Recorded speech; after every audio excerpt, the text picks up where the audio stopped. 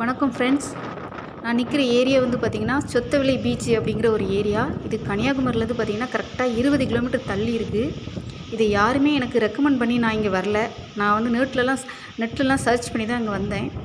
Actually கன்னியாகுமரியை நம்ம வந்து எல்லாத்தையுமே எக்ஸ்ப்ளோர் பண்ணிவிட்டு ரெஸ்ட் எடுக்கணும் அப்படின்னா நேராக இந்த பீச்சுக்கு வந்துடுங்க. என்ன ரீசன் கேட்டிங்க அப்படின்னா, கன்னியாகுமரியில் கடலை நம்ம பார்க்கலாமே தவிர அங்கே பீச்சுன்னு எதுவுமே இல்லை. ஆனால் இது வந்து பார்த்திங்கன்னா கிட்டத்தட்ட 4 கிலோமீட்டர் பீச்சுங்க. அதாவது ரொம்ப நீளமான பீச்சு, நிறைய மரங்கள் இருக்குது. நம்ம அதில் நின்று கொஞ்சம் ரிலாக்ஸ் பண்ணிக்கலாம்.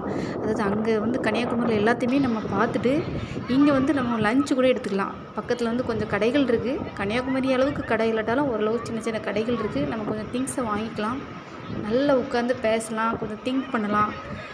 ஸோ நிறைய அதாவது நம்ம ஃபேமிலியோடையோ இல்லை ஃப்ரெண்ட்ஸோடையோ பேசினோன்னா கொஞ்சம் இந்த பீச்சில் கொஞ்சம் நல்லா டைம் ஸ்பெண்ட் பண்ணலாங்க. அவ்வளோ பெரிய பீச்சு. இதை எப்படி வந்து நிறைய பேர் இதை எப்படி எக்ஸ்ப்ளோர் பண்ணாமல் விட்டாங்கன்னு எனக்கு தெரியல. ஏன்னா கன்னியாகுமரியில் வந்து கொஞ்சம் மெமோரியல் ஐட்டம்ஸ் இருக்குது. ஆனால் ரிலாக்ஸ் பண்ணுறதுக்கு இந்த பீச்சு தாங்க ரொம்ப ரொம்ப பெட்டர். ஸோ நீங்கள் கன்னியாகுமரி வந்தீங்கன்னா இதை எக்ஸ்ப்ளோர் பண்ண மறந்துடாதீங்க.